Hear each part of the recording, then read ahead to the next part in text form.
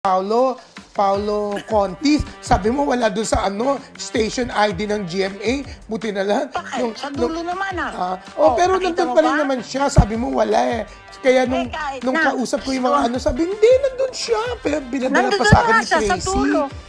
Sabi ko pa naman, naku, Tracy, nagdududa tuloy si Tita Loli at baka raw inutangan ka ni Paolo kaya hindi nyo nilagay. Hindi, nandun siya. Sabi ko. Andun nga siya, sa dulo. Sa dulo.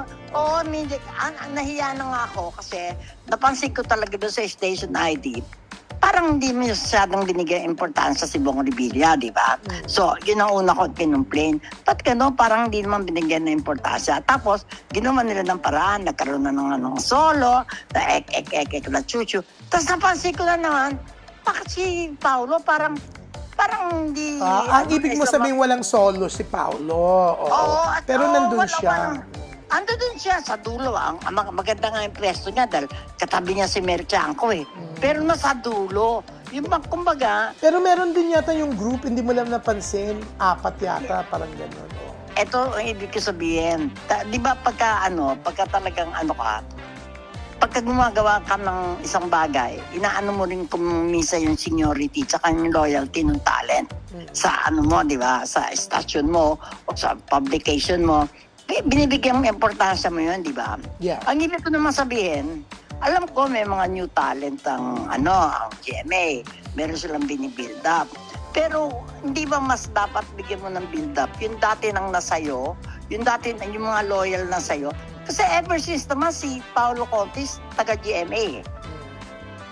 Kaya yun ang ibig ko sabihin. Yung, kumbaga, hindi ko naman inaano yung mga bago nilang talent. So,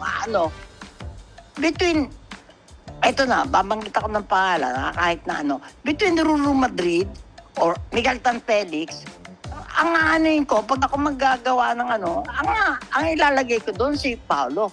Dahil ano bang length of stay nila, Ruru at saka ni Miguel. Bago pa lang sila eh. Kumbaga, kahit na yung ibigay mong konting pa lang, maintindihan mo yun dahil, ang tagal na ni Paolo dyan. Never naman, very loyal naman dyan si Paolo. Yung ganon, or kagaya nga nung una kong kinumplain yung kay Bong Revilla, sino ba mas malaking artista?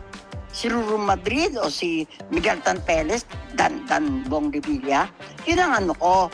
Pero mahal ko ang GMA. Decision nila yan eh. Kanila yung talent. So, yung decision nila, igagalang ko.